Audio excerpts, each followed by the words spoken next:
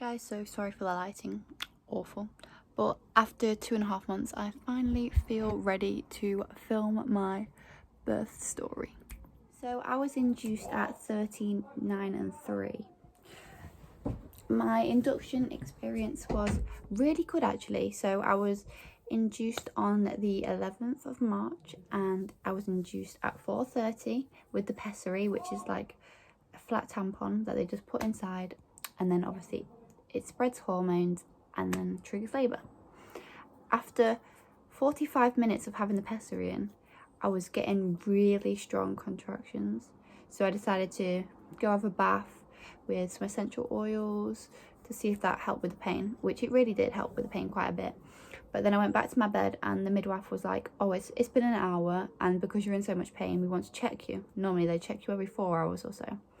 So I got checked and I was already 3 to 4 centimetres, which is surprising after an hour, and not a lot of people have had that experience. So she was running around trying to see if there was a bed up in labour and delivery for me.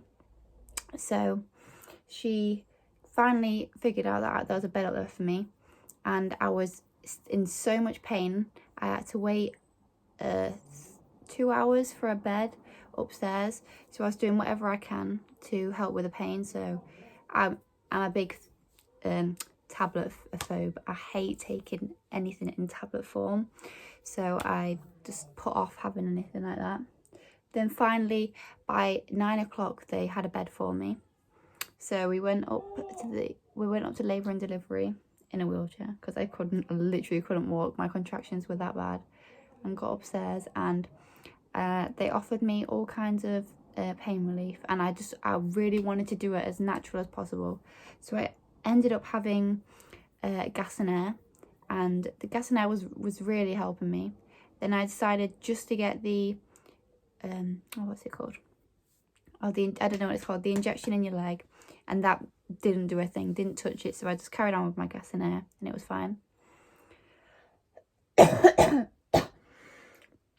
Then I was just walking around, staying mobile and stuff, and by the time it got to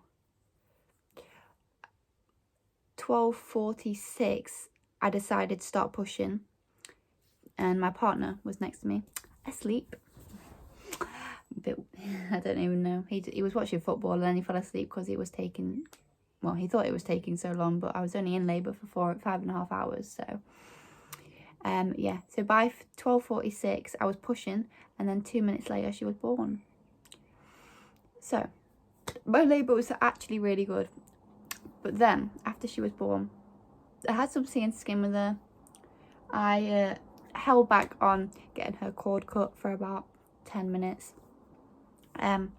Then she was like, oh, you've had a little tear, don't worry about it. So she put some oh my god, why is my mind gone blank today? The numbing thing that she injected me with, some of that numbing stuff. What's it? I don't know what it's called. Anyway, just on my down below, and then she was going to start stitching, but then she got really paranoid because my placenta was stuck anyway, and she was really struggling to get it out.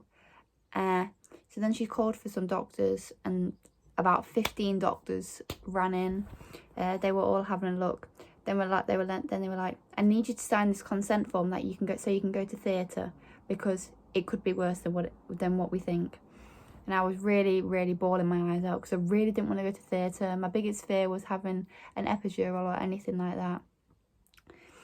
I never even signed it, and then they just wheeled me off to theatre. I was petrified, and I had to leave my baby with her dad. Not that that's a bad thing, but I had to leave her with her dad for 2 hours. I was in theatre. Then it turns out I tore at the top of my cervix and the bottom, and I had to have 22 stitches. And they put a spinal blocker in me. I was completely out of it, in and out of the room. Just kept asking the midwives to check on Daisy to make sure she was okay and stuff. And then 2 hours later I was wheeled back into my room and got to see my partner, which was quite nice. So I got back into my room at about 3, half 3, and they gave me a catheter, and that was one thing I didn't want. I did not want a catheter, but because you have to have a spinal blocker in, obviously you can't walk around straight away because you can't feel your legs. So I had to have a catheter, and I really didn't want it. And then they put this pack thing in, so it's like toilet roll, but obviously like really thick, and it's 2 meters long. So at about 1 o'clock, it was time to take the pack out. It was 2 meters long. I was sat there, and it was just horrible. Her pulling and pulling and pulling it out. It was horrible. It was just cringy. It wasn't painful. It was just ugh.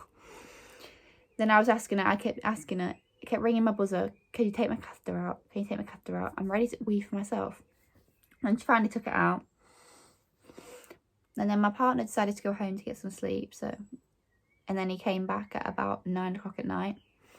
Then I decided to discharge myself at 10 o'clock at night, the same day I gave birth. So I got home and I was fine. I felt fine at night time. I just couldn't walk properly because I was in so much pain. Like after being stitched up and stuff, it's just not the same. And I couldn't pick Daisy up or anything because I was in that much pain. Then the next day my midwife came out to see me, and I was just really poorly. I couldn't see, I had a headache, and I had a really high fever. So she was like, you need to go down to hospital, you need to go now.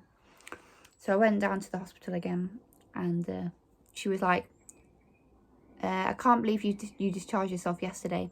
You have a really severe infection and you need to stay in hospital now for another 3 days. Which is my biggest fear, because I hate being in hospitals anyway. Especially because the whole coronavirus thing was going on as well. It was just so traumatic for me.